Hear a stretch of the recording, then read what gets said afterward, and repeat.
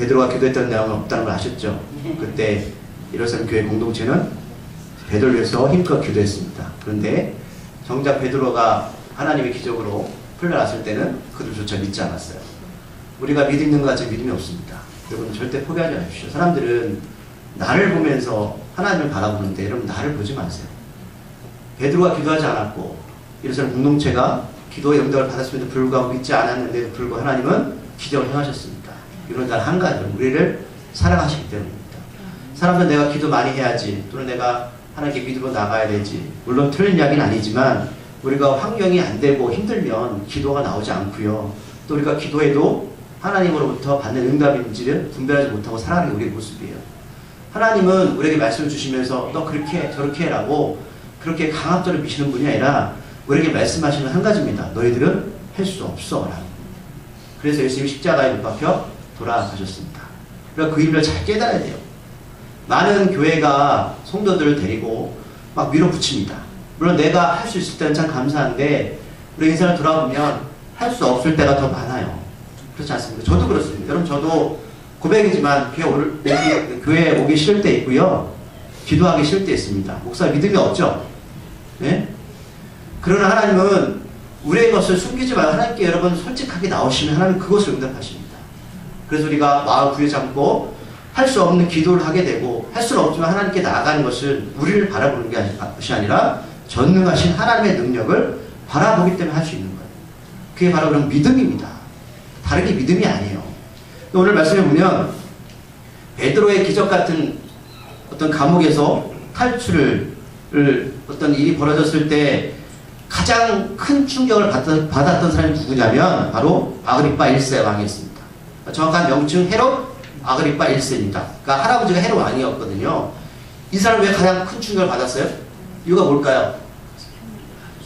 자기가 할 수 있는 인간적인 방법으로 최고의 것을 최선의 방법으로 베드로를 묶어놨습니다.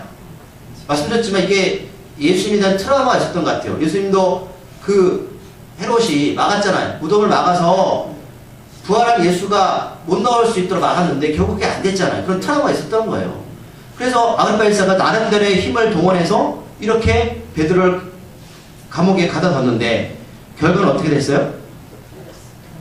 자신의 능력과 힘 밖의 일들이 벌어진 거예요. 그러니까 베드로가 사라지고 나니까 가장 큰 충격은 이 왕이 받은 겁니다. 그래서 그 신문했던, 그 지켰던 군사들 신문에서 결국 지난주에 죽였던 사건을 볼 수 있습니다. 그러니까 우리가 여러분 인생을 살아가면서 이걸 깨달으셔야 돼요. 사람이 할 수 있는 것은 한계가 있다. 하지만 하나님은 한계가 있으신 분이 아니다라는 겁니다. 이게 지혜인데 사람이라는 동물이 얼마나 여러분 이런 사실들을 인정하지 못하고 자신의 고집을 꺾지 못하는 존재인지 우리가 압니다. 여러분 제가 그렇거든요. 제가 하나님 앞에 제 고집을 꺾기가 그렇게 어려워요. 하나님이 우리 인생 가운데 오셔서 개입하시고 일을 하시면 더 빠를 텐데 여전히 우리는 이 아그리파 1세처럼 우리 나라들의 힘을 동원해서 이게 될 거라고 이런 착각 속에 빠져 살아간다는 겁니다. 그래서 이런 일들을 빨리 깨닫고 회개하고 주님 앞으로 돌아오는 것, 물론 우리 안에 아픔이 있지만 이게 은혜거든요. 이게 은혜입니다. 참 사람이 똑똑한 것 같지만 한없이 미련하고 연약한 존재가 바로 사람입니다. 그러니까 지혜로운 사람은 오늘 이 같은 사건을 보면서 하나님의 전능하심을 빨리 깨달으셔야 돼요. 그리고 두 손 두 발 들고 다 들고 하나님 앞에 겸손한 모습으로 나오는 것이 지혜로운 인간입니다. 성경에 보면 이런 지혜로운 사람이 많이 기록되어 있죠. 이런 사람의 특징이 뭐냐면 이런 사람들이 은혜를 경험하게 되고 구원을 경험하게 됩니다. 구약의 대표적인 인물이 여러분 기생나합이었습니다. 잘 아실 거예요. 여러분 여리고성에 수많은 사람들이 살고 있었습니다. 그때 그들이 들었던 소리는 노예였던 그들이 광야에서 수많은 전투 가운데 승리하는 것을 들었어요. 그 일은 그의 능력이 아니라 하나님의 능력이었다는 겁니다. 그런데 오직 정탐꾼이 들어왔을 때 그 여리고성 안에 가장 천하고 비천한 존재였던 기생나합만이 자기 목숨을 걸고 그 정탐꾼들을 숨겨줬어요. 자, 그러면 그 이야기를 하나님의 전능하신 이야기를 기생나합만 들었습니까? 아니잖아요. 여리고성에 수많은 사람들이 그 이야기를 들었을 거예요. 그런데 가장 배우지 못했고 사람들에게 눈치받고 천대시받았던 기생 그 나합이 그 복음을 듣고 여러분 회개했다는 거예요. 그래서 목숨을 걸고 정탐꾼을 숨겨줬고 그게 떠날 때에 이런 고백을 하잖아요. 당신이 다시 돌아올 때 우리 가족을 살려주세요. 다시 왔을 때 그 고백이 그 온 가족과 친구들 살린 여러분 믿음의 고백이 됐다는 거예요. 많이들 여러분 복음을 듣습니다. 하지만 이 복음을 듣고 나서 과연 빛의 나왔던 것을 나의 삶 가운데 받아들이고 은혜롭게 지혜롭게 사는 사람이 몇 사람이 될까요? 흔치 않습니다. 많은 사람들은 오늘 아그리파 1세처럼 자기 힘을 믿고 능력을 믿고 나름대로 많은 인생 가운데 내가 이렇게 하면은 나는 잘 살 수 있어 라고 살아간다는 거예요. 그러나 결국 어떻게 해요? 이런 충격에 빠질 수밖에 없습니다. 오늘 우리가 이 아그리파 1세가 가져왔던 특권들이 있었잖아요. 그거 왕이 됐던 것은 할아버지가 왕이었기 때문에 왕이 된 거예요. 그거 잘나서 그런 게 아니에요. 쉽게 말하면 지금 말하면 골드수도입니다. 그래서 사람 어떤 이런 사람도 있잖아요. 내가 노력이나 힘으로 사람들이 말하는 세상의 성공이 아니라 부모가 잘나서 태어났는데 부모가 부자예요. 그래서 자녀가 부자가 되었습니다. 원래 이 사람이 그런 케이스 아니겠습니까? 어떻게 보면 많은 특권을 받은 거예요. 근데 그 특권을 제대로 인생 가운데 사용하지 못했습니다. 여러분 우리가 여러분들 살아가시면서 빨리 깨달으셔야 돼요. 여러분들 가지고 있는 모든 것들은 하나님 주신 특권입니다. 근데 그것을 내 것을 여기는 순간에 우리가 무너지게 되어 있는 겁니다. 물론 내가 볼 때 목사님 저 가진 게 없어라고 할 수 있어요. 하지만 오늘 여러분들이 내가 두 손 두 발로 밥 먹을 수 있는 그 능력도 여러분 하나님께 주신 능력을 믿습니다. 그런데 내가 그것을 내 것을 여기는 순간에 이게 타락으로 넘어가게 되는 거거든요. 자, 오늘 아그리파 1세는 베드로가 갑자기 사라지니까 굉장히 큰 스트레스 받았죠. 그래서 이 스트레스를 누구한테 푸냐면 오늘 성경에 보면 오늘 1절에 보면 두로와 시돈 지역에 있는 사람들한테 대단히 화를 냅니다. 그 저희도 부모지만 우리가 화나면 누구한테 화풀이 해요? 왜 자녀한테 화풀이 할까요? 만만한 거예요. 가장 약한 존재. 우리의 이런 본성입니다. 하나님께서 오늘 성경에 이 지역을 기록한 목적이 있다는 거예요. 그러니까 두로 시돈한테 막 화를 내요. 왜 화를 내냐면 오늘 성경에 보니까 이 두 지역은 그 양식이 없어가지고요. 이스라엘에서 나는 양식을 얻어다 먹었던 그런 지역이었습니다. 그러니까 양식이 없는 그런 민족이라면 힘이 없잖아요. 그러니까 약한 자들한테 이렇게 화풀이를 하는 거예요. 그러니까 우리가 보았지만 지금 이 아그리파 1세 왕은 누가 세운 거예요? 로마에서 세운 왕입니다. 원래 이스라엘은 남유다의 그 후손들이, 그러니까 다윗의 후손들이 왕이 돼야 되거든요. 근데 이것이 붕괴가 되면서 정치적인 왕을 세운 거예요. 그래서 우리가 지난주 보았지만 왜 야곱을 왜 죽였어요? 정치적으로 자기가 왕의 자리를 유지하기 위해서 야곱을 죽이니까 유대인들이 좋아하는 거예요. 그래서 또 베드로까지 죽이려고 했던 거예요. 그러니까 많은 사람들이 자기의 힘을 가지기 위해서 이런 정치적으로 자기의 수단을 이용한다는 거죠. 그러니까 빌립보도 여러분 예수 왜 죽였습니까? 예수님이 저항하는 것을 알았어요. 하지만 유대인들의 환심을 사야 돼요. 만약 그 유다 지역에 반란이 일어나면 로마 황제가 바로 총독을 여러분 바꿉니다. 우리 사람이 다 그래요. 사람들한테 이 자리를 유지하기 위해서 자기 어떤 권모술수나 정치적으로 살아가거든요. 그런데 하나님이 이것을 가지고 탓하진 않으세요. 우리가 그럴 수밖에 없는 존재인지를 알고 계신다는 거예요. 왜냐하면 분명해서 하나님도 이 아그리파 1세한테 오늘 기회를 주신 겁니다. 기회를 주셨어요. 그런데 이 사람이 그 연약한 두루와 시돈 지역한테 이렇게 화풀이를 하는 거예요. 왜요? 자기들이 힘량을 대준다는 것이죠. 그러니까 여러분 우리가 이런 마음이 있지 않습니까? 혹 우리가 성결하거나 불의한 이웃이나 또는 소외된 자들 도울 때에 교회가 이런 교만함을 가지고 돕거나 또 여러분들이 그런 일을 한다면 빨리 내려오세요. 우리가 성결한 거 아닙니다. 저도 말씀드리죠. 우리가 옛날에 어릴 때 여러분 보시면 여기서 계신 분들 중에 그 부식 같은 거, 밀가루, 미국의 밀가루나 이런 우유 같은 거 이렇게 얻으신 분 계시죠? 그렇죠. 옛날에 그랬거든요. 우리나라 못 살아서 미국의 원조를 받은 거예요. 근데 미국은 여러분 솔직하게 그게 남아 돌아서 준 거 아닙니까? 근데 결국 자기 이득 때문에 준 건데 꽤 생생을 내잖아요. 그러니까 우리가 그런 없이 살면은 그런 어려움이 있는데 하나님은 우리가 그런 상황 가운데에서 어떻게 삶을 살아갈 것인가 분명히 우리에게 이 왕을 통해서 말씀하시는 거예요. 그러니까 이 왕이 지금 자기 약한 그 민족을 향해서 막 지금 없이 여기는 걸 하잖아요. 막 구박하고. 그러니까 이들이 하시는 방법이 뭘까라는 거예요. 여러분 힘이 없고 연약하면 어떤 방법을 택하시겠어요? 오늘 성경에 보면 이들이 택한 방법이 나요. 읽었던 성경 가운데 자 보세요. 20절 후반절에 보면 자 이 사람들이 한 마음으로 그 블라스도라는 사람을 여러분 쉽게 말하면 로비를 하는 겁니다. 블라스도 이름이에요. 이 사람은 왕의 측근입니다. 그러니까 왕의 마음을 환심을 사야 될 거 아니에요. 빨리 여러분 양식 끊기면 어떻게 되겠어요? 다 굶어 죽잖아요. 그러니까 이 왕의 마음을 돌이켜야 되는데 그러면 왕으로 바로 갈 수는 없잖아요. 근데 블라스터 사람을 통해서 로비를 하는 겁니다. 이제 이 블라스터가 어떤 사람이냐면 성경에 보니까 침소 맡은 신하입니다. 침소 맡은 신하가 뭐냐면 쉽게 말하면 왕의 잠자리를 돕는 사람이에요. 우리 사람한테 목사님 왕의 뭐 잠자리를 돕는 사람이 높은 사람인가요? 왜냐하면 우리가 구약에 보면 요셉 이야기 나오시죠.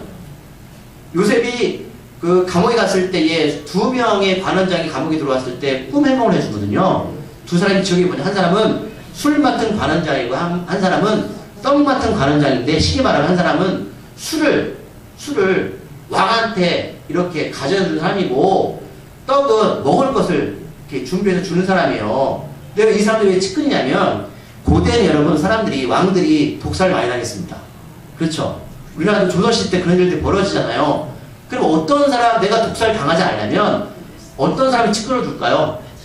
먹는 거, 자는 거, 자다가 많이 암살 당했거든요. 그런 사람은 가장 믿을 만한 사람한테 여러분 그런 관직을 주는 거예요.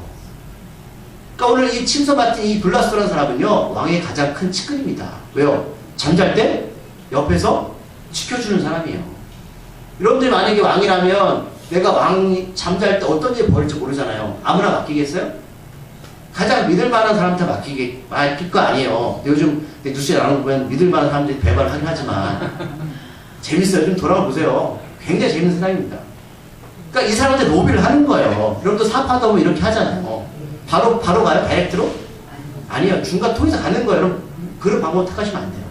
우리는 하나님이 오늘 성경 주신 목적은 너희들 그런 방법 좋은 방법이 아니라고 말씀하십니다. 하여튼 블라스터를 통해 가지고 왕한테 접근을 하죠. 그렇죠? 그러니까 먹는 거 자는 거 이것을 맡은 사람들이 굉장히 왕의 힘을 얻고 하는 사람들입니다. 자, 그런데 이 일들이 잘 되었어요.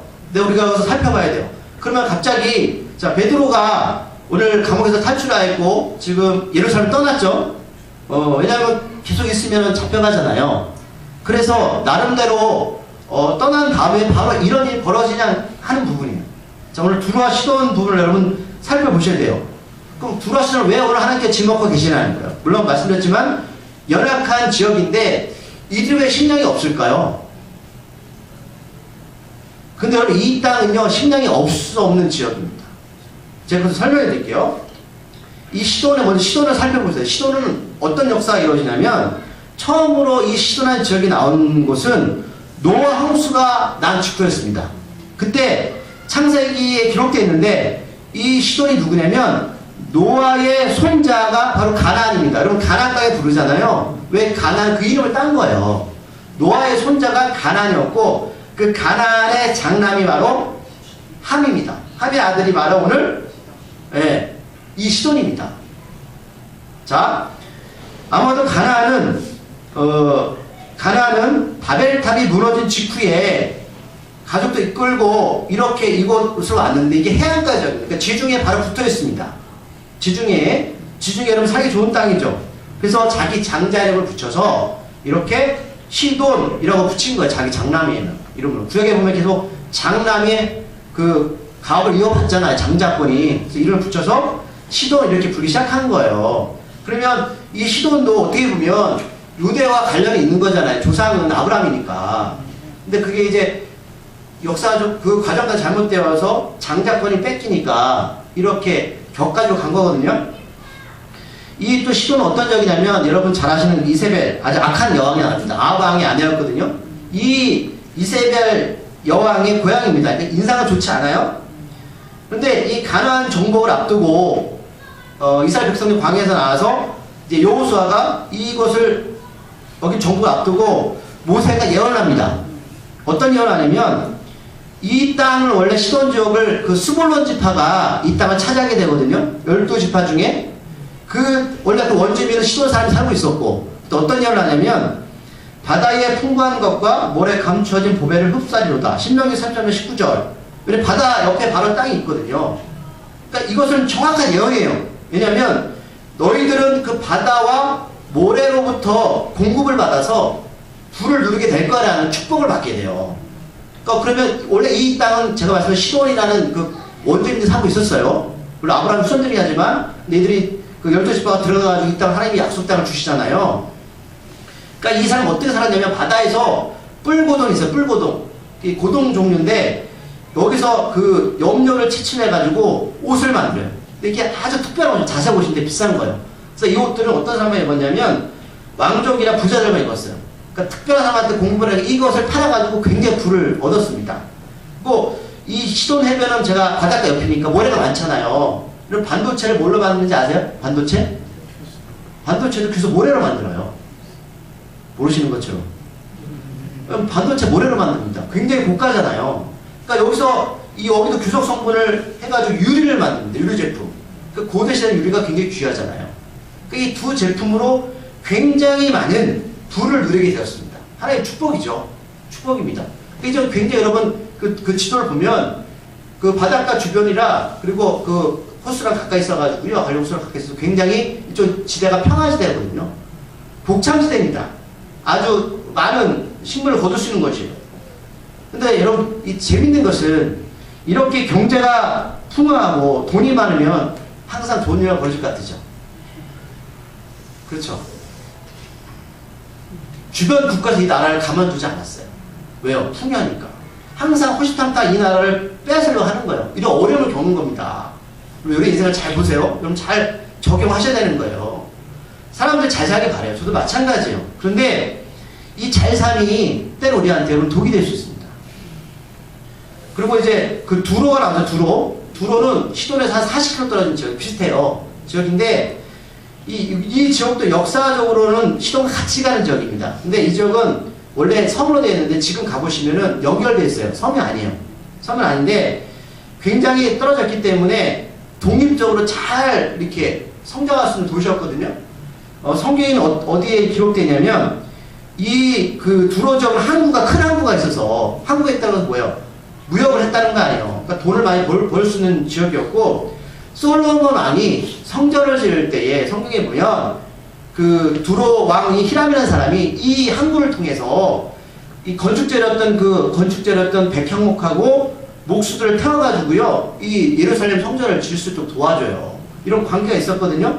근데 이 땅이 에스겔하고 예레미야가 경고를 합니다. 어떻게 경고하냐면 애굽과 모압, 에돔, 이스라엘과 동맹을 맺고 바벨론한테 대항하지 말아라. 왜냐하면 항상 하나님께서는요 이스라엘이 죄를 지면 주변의 국가를 더 치시거든요.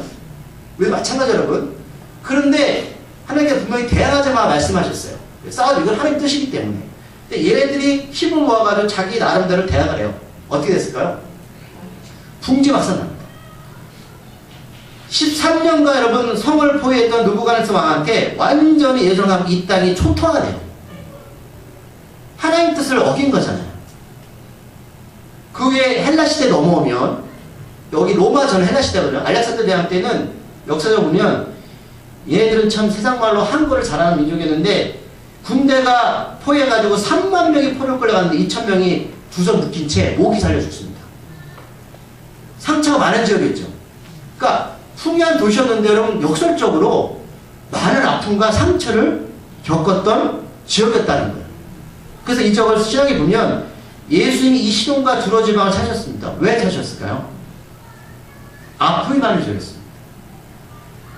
삶은 땅은 좋고 풍요롭고 많은 것들을 누린 것 같았는데 정작 아픔이 많았다. 역설적이지 않으세요? 그래서 바울도 이 땅을 찾거든요. 복음을 전하기 위해서. 자, 지금 레바논에 속해 있는 지역이거든요. 근데 지금 영적으로 보면 여러분 지금 복음이 무슬림 지역으로 들어가고 있습니다. 들어가시는 무슬림 레바논 지역이에요. 이사야서 23장에 보면 이사야가 1절 18절까지 보면 이 지역에 대해서 다시 한번 예언을 하거든요. 앞에 예언은 너희들 하나님의 뜻을 거스르지 마 멸망할 거 예언하는데 이사야서에서 어떤 예언을 하냐면 이런 예언합니다. 이들이 풍요 때문에 교만해져서 하나님 앞에 심판을 받게 될 거라는 예언을 합니다. 근데 그리고 23장 9절에서 이렇게 말씀하세요. 만군의 여호와께서 이것을 정하신 것이라. 그럼 이 지역은 반드시 교만 때문에 망할 거라는 예언을 하셨다는 거예요. 그리고 17절에서 어떻게 말씀하시냐면 회개하며 회복을 주실 거 말씀하시거든요. 근데 이 나라가 분명 하나님 말씀대로 멸망을 당합니다. 근데 회복을 그 이후에 한 적이 없어요. 그러면 이사 23장 9절 말씀은 이미 이루어졌습니다. 이루어졌죠? 그러면 회복된다는 그 예언은 이루어지지 않았어요. 그럼 이 지역은 지금 어떤 지역이라고요? 무슬림 지역입니다. 그러면 회복은 어떨 때 회복될까요? 주의 복음이 들어가서 오실 때입니다. 그럼 이걸 정확히 영적인 눈으로 바라보셔야 돼요. 그래서 두로와 시돈 지역을 오늘 말씀하시는 장면은 많은 지역 가운데 이 풍요로움이 이들이 망했던 것, 이스라엘 헌절을 통해서 예언했던 장면, 이들이 지금 양식이 없어서 굶주려했을 때에 이들이 겪어했던 일들, 그 최후에 하나님께서 이들한테 회복의 역사를 말씀하시는 것은 바로 이 무슬림 지역의 회복을 말씀하시는 겁니다. 그것이 이루어지지 않았습니다. 이루어질 거예요. 이렇게 이해하셔야 되고요. 그런데 오늘 두로와 시돈 지역이 교만해서 이것들이 결국은 이 사람들 통해 너희들 망할 걸 말씀하셨는데 지금 아그리파 1사 지금 비슷한 관계 아닙니까? 그렇죠. 하나님이 두로와 시돈 지역을 지금 거론하시 말씀하시는 것은 분명한 것은 아그리파 1사 너도 똑같다고 말씀하시는 겁니다. 하나님은 이 사람에게 네가 가진 것들, 네가 누리고 있던 것들에 대해서 하나님은 분명한 회개할 기회를 주었다는 거예요. 자신의 자리를 차지하기 위해서 모략을 통해서 야곱을 죽이고 베드로까지 죽이려 했었고 또 자기 힘대로 오늘 두로와 시돈을 앞자는 이 장면 가운데서 네가 가지고 있는 그 모습들이 두로와 시돈과 다를 게 없어. 그들이 이렇게 지금 땅이 비옥한데도 불구하고 먹을 것이 없는 줄 알겠어? 넌 도리어 그걸 가지고 핍박을 하고 네 자신을 바라보지 못해? 라고 말씀하시는 그런 복선이 깔린 장면이라는 거예요. 그걸 읽으셔야 돼요. 자, 그런데 21절에 보면 아그리파 1세는 죄에 대해서 회개 없이 두로와 시돈 사람들 로비의 마음에 들었던 것 같습니다. 왜냐하면 그가 나를 택해서 왕복을 입고 단상에 앉아서 백성에게 연설하는 장면이 나옵니다. 자, 그렇다면 로비가 성공한 거죠. 세상적인 방법이 잘 들어맞은 것 같아요. 두로와 시돈 지역이나 왕이나 서로 상생하는 거죠. 나를 택했다는 여러분 보세요. 우리도 옛날에 친구들 집 이사 갈 때 어떤 날 잡는지 아세요? 손 없는 날. 이게 더 싸요. 네. 그리고 무슨 날 잡아가 이상한 날 잡는데, 저 옛날에 돌아가셔서 장례식에 갔는데, 이렇게 매장을 하잖아요. 땅을 이렇게 파잖아요. 그러면 누가 지간이 오잖아요. 지간이 와가지고 땅을 팔 때 이렇게 직사각게 길게 파잖아요. 반보다 크게. 근데 지간이 왔어요. 지간이 와가지고 뭘 하냐면, 시신을 이제 안치를 하는데, 여러분 시신이 그 각을 잡는 거예요, 여러분. 여러분 시신이 각이 잡혀요? 이렇게 해요. 옆으로 1cm, 2cm. 그게 명당짜리래요. 그게 여러분 그런다고 그게 뭐 잡히고 합니까? 근데 사람들은 그걸 믿는다니까요. 제가 볼 때는 뭐 시신이 움직이지도 않았어요. 근데 막 머리를 살짝 이렇게 다리를 좀 옮겨야 된대요. 그래야지 이게 후손들이 좋다고. 많은 사람들이 오늘 이 왕처럼 나를 택합니다. 나름대로 좋은 날을 택하죠. 근데 이게 왜 그런지 아세요? 자기한테 유익을 취하는 겁니다. 유명한 그 독일의 히틀러 아시죠? 히틀러 아십니까? 히틀러가 연설을 할 때 어떤 날을 잡는지 아세요? 연설을 할 때. 히틀러 굉장히 연설 잘했던 사람입니다. 히틀러는 황혼이 질 때 연설을 합니다. 황혼이 아시죠? 해가 질 때. 왜 이 날을 잡을까요? 이 시간을. 사람들이 감정적으로 굉장히 요동칠 때가 이 시간이랍니다. 해가 질 때. 그 시간을 잘 택해서 연설하니까 사람들의 마음을 사로잡는 거예요. 그러니까 이 아그리파 1세는 여러분 굉장히 사람들의 마음을 잘 잡는 것을 잘 아는 사람이었어요. 그 나를 택해서 왕을 이제 왕복을 입더니 왕복을 원해 보면 어떤 왕복이냐면 은색으로나 은빛 나는 겁니다. 그 보세요. 황혼이 해가 지고 있는데 그 질 때 햇빛이 쫙 와가지고 어찌게 은빛을 옷을 입는 왕복의 빛을 생각해보세요. 단상은 높은 자리죠. 밑에 사람들이 그 왕을 바라볼 때 어떤 느낌일까요? 그걸 상상해보셔야 돼요. 그러니까 이걸 다 연출하는 거야. 이런 식으로 자기가 사람들한테 이런 것을 어필하기 위해서 연출하는 겁니다. 근데 이 사람들이 오늘 백성들이 몰려있는 이 사람들은 대부분 어떤 사람이냐면 성경에 보면 두로와 시돈 사람들이 많이 몰려있었을 거예요. 올 수밖에 없겠죠. 왕의 마음을 사로잡아야 되니까. 그러니까 은으로 만든 빛나는 옷을 입고 햇빛을 촥 비춰진 상태에서 해가 질 그런 날을 택해서 이 사람이 이렇게 연설을 할 때에 자, 많은 사람들 22절에 보면 이렇게 고백을 합니다. 뭐라고요? 크게 소리 지면서 이 말은 하나님의 소리가 아니라 뭐라고요? 신의 소리다. 원어에서는 하나님의 소리다. 하나님의 소리다.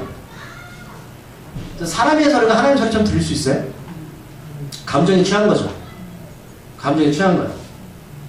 제가 아이들 데리고 이렇게 말씀 적이 있는데 집회를 가보면 큰 집회 같은 데가 있어요. 2층에 3층 모인데 들어가자마자 음향하고요 뭐 조명하고 이 장난이 아닙니다.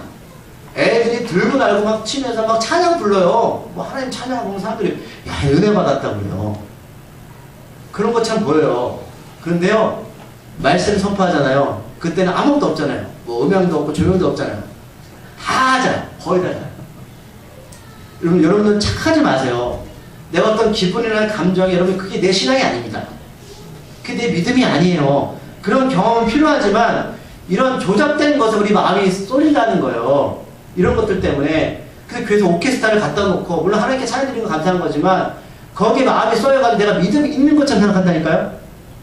오늘 아그리파 이사가 그게 똑같이 하는 거예요. 지금 사람들의 마음을 빼놓는 거예요. 내 곳으로 빼놓는 거예요. 감정이 휩싸여가지고 그게 사람들은 하나님의 소리처럼 들리는 거예요. 하나님의 소리처럼. 자, 그런데 오늘 이렇게 잘 되어지는 것 같죠? 잘 되어졌습니까? 로비도 잘 되어졌고 왕의 마음도 잘 사로잡아서 왕도 나와서 사람들에게 멋있는 연설을 했습니다. 사람들이 그것을 하나님의 소리를 알아들었어요. 23절 말씀 읽어볼까요? 결과입니다. 시작. 헤롯이 영광을 하나님께로 돌리지 아니함으로 주의 사자하고 친히 벌레에게 먹혀 죽으리라. 아멘. 자, 오늘 헤롯이 죽어요. 근데 이 죽는 게 이전에 죽었는지 후에 죽었는지 모르겠지만 이게 후에 죽었을 가능성이 큽니다. 자, 그런데 결국은 죽죠. 이유가 뭐예요? 하나님께 영광을 돌리지 않았습니다. 저는 이 아그리파 1세가 하나님을 믿는지 안 믿는지 모르겠어요. 예수를 믿는지 안 믿는지 모르겠지만 중요한 하나님께 영광을 돌리지 않았다. 그러면 다시 역추적해서 들어가 보면 어떤 게 하나님께 영광을 돌리지 않는 겁니까? 어떤 거요? 내 것을 여기는 거죠. 왕이지만 자기가 가진 특권들, 자기가 가진 정치적인 생각들, 그것을 내 것을 여기고 사람들 앞에 자랑하는 순간 이게 바로 무너지는 겁니다. 이게 바로 하나님께 영광을 돌리지 않는 겁니다. 우리가 성경에서 이것을 우리가 청지기 사명이라고 부릅니다. 신앙이든 믿음이든 여러분들 일하시는 것든 모든 것들 마찬가지입니다. 우리가 하나님 할렐루야 찬양에 하나님께 영광을 돌리는 거지만 내 것으로 여기는 그 순간이 바로 하나님께 영광을 돌리지 않는 겁니다. 너는 어떻게 죽었어요? 천사가 찾아오죠. 베드로는 천사가 찾아와서 베드로를 살려줬죠. 근데 오늘 천사는 어떤 역할을 합니까? 주의 사자는 죽입니다. 천사는 두 가지 역할을 하는 것 같아요. 살리고 죽이는 역할을 합니다. 그리고 하나님께 그 이야기를 한다고 말씀드렸죠. 수호천사가 또 어떻게 죽어요? 벌레 먹게 죽습니다. 근데 이것을 자세히 설명하지 않는데 지금으로 여러분 설명 가능해요. 그럼 사람이 이 벌레가 미생물이 될 수도 있고요. 사람의 장기를 파먹고 죽은 거예요. 얼마나 고통스러웠을까요? 자기가 가진 것들을 가지고 이 사람은 제대로 사용하지 못했습니다. 그리고 하나님 회개할 기회도 주었죠. 두루와 시돈 지역을 통해서 그 땅에 일어났던 일들을 그에게 보이셨습니다. 근데 이 사람은 거기 마음이 없었고 자기의 인간적인 생각 방법을 동원해서 멋지게 모든 것을 치른 것 같았어요. 그리고 성공했습니다. 근데 결론은 벌레에 먹혀 죽습니다. 주의 천사가 나타나서. 사람들 앞에 칭송을 받는 것이 과연 우리한테 유익일까? 그 칭송이 도리어 비참한 죽음을 맞이하게 됩니다. 자, 이제 말씀을 정리할 거예요. 자, 그런데 오늘 그 누가는 24절에서 오늘 헤롯의 비참한 죽음을 설명하면서 24절에서는 대조적인 이야기를 꺼내고 있습니다. 어떤 말씀이냐면 읽어볼까요? 24절 말씀. 하나님의 말씀은 흥왕하여 더하더라. 자, 세상적으로 보면 굉장히 부럽고 특권도 가지고 있고 그렇게 태어났고 이루고 있었던 한 왕은 비참하게 벌레에 먹혀서 인생을 마감하고 24절에서는 보이지도 않고 느낄 수도 없는 하나님의 말씀은 시간이 갈수록 더 번성하였다라고 성경을 기록하고 있습니다. 자, 누가복음 똑같이 사도행전을 기록해서 누가복음 21장 33절에서 이렇게 말씀하고 있습니다. 천지는 없어지겠으나 내 말은 없어지지 아니하리라. 그래서 내 말 말씀이죠. 말씀이 누굽니까? 하나님이시고 예수님이십니다. 하나님 천지를 창조하셨고 말씀으로 육신돼서 이 땅에 오셨습니다. 왜 이것을 비교하는지 이유를 아시겠죠? 믿음이라는 것은 여러분, 우리는 없어질 세상 것을 쫓아가는 존재가 아닙니다. 그것은 언젠가 다 들풀 것 같이 사라질 것입니다.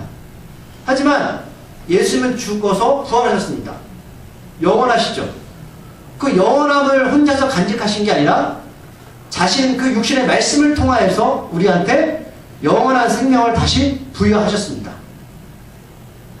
그런데 많은 사람들은 오늘 24절에 더 흥황해졌다 이 말보다는 오늘 헤롯이 걸어왔던 그 길을 따라가려고 합니다. 인간의 영광과 하나님의 영광의 그 차이를 분명하게 오늘 설명하고 있습니다. 그리고 나서 25절로 넘어가면서 다시 한번 누가는 그 말씀은 영원할 거야 라고 우리에게 말씀하고 있고, 바나바 바울이 그 전 장면에서 예루살렘 교회 공동체에 흉내 들었을 때에 안디옥 교회에서 헌금을 모아 선교를 보냈거든요. 다시 그 일을 마치고 마가 요한 설명해 드렸어요. 마가 요한을 데리고 다시 안디옥 교회로 옵니다. 이게 어떤 장면이냐면, 이제 이들은 바울의 1차 전도 여행을 셋이 함께 떠납니다. 예루살렘과 주변에 머물러 있던 복음의 능력이 이제 궁극적으로 유럽 쪽으로 퍼져나가는 그런 일들이 시작되었다라고 말씀하는 겁니다. 하나님의 생명은 한 개인이 특권을 가지고 세상을 휘어잡을 듯이 살았지만 그는 비참하게 생을 마감하였고, 이제는 하나님의 말씀은 반대로 유럽적으로 더 퍼져나가고 있음을 우리에게 누가는 설명했다는 겁니다. 자, 말씀을 정리하면 오늘 두로 시던 지역을 왜 오늘 여기서 누가가 설명하고 있고, 그 점 바로 매번한 지역이다. 이사 예언은 회복의 예언이 이루어질 것이고, 그리고 아그리파에서 똑같이 그 지역을 바라보면서 업신여기면서 하나님 뜻을 알지 못했습니다. 그는 많은 사람들 앞에서 자기네 어떤 초소수를 가지고 많은 영광을 받았지만 그 영광이 도리어 벌레 먹혀 죽는 비참한 처를 맞이했습니다. 그 이어서 하지만 하나님의 말씀은 없어지지 아니할 것이고, 그 생명의 능력은 점차 세계로 지금 복음에 확산되어져 가고 있고 지금도 이루어져 가고 있습니다. 그리고 그 복음이 바로 무슬림적으로 지금 들어가고 있습니다. 놀랍지 않습니까? 이것을 누가 우리에게 설명해 주고 있는 거예요. 오늘 하면서 살아가시면서 내가 가진 것들, 나의 모든 것들을 하나님의 힘을 고백하시고, 청지기는 뭐라고요? 내가 잠시 이 땅에 살아가는 하나님이 맡겨두신 겁니다. 내 생명조차도. 하지만 이 생명은 영원하게 될 겁니다. 왜요? 모든 건 다 없어지만 하나님의 말씀은 흥황해졌더라. 이 말씀이 이루어져 가고 있습니다. 그 말씀을 여러분 마음속 깊이 새겨두시고 어떻게 살아야 할지 분명히 여러분 인식하시고 정리하시고 나머지 인생을 하나님의 영광을 위해 살아가시기 바랍니다. 기도하시겠습니다. 하나님, 우리가 오늘 아그리파 1세처럼 때로 남이 가지지 못했던 것들을 가지고 있지 않습니까? 때로 우리가 그것을 가지고 누리고 있지 않습니까? 때로는 그것을 유지하기 위해서 세상적인 방법으로 살아가고 있지 않습니까? 아버지, 우리가 오늘 이 본문을 바라보면서 우리를 돌아보게 하시고 우리가 어떻게 하나님 영광을 위해 살아갈지에 대해서 알게 하여 주시옵소서. 그리고 하나님의 말씀은 영원한 것인데 그 영원함을 우리가 놓치지 않고 살아가길 소망합니다. 우리가 청지기적 사명을 가지고 이 땅에서 분명한 이유와 방향성, 목적성을 가지고 살아가길 소망합니다. 우리들의 그 은혜와 그 마음과 그 사랑과 또 하나님이 주신 그 은사 가운데 우리 모두가 함께 갈 수 있도록 도와주시옵소서. 예수님의 이름으로 기도드립니다.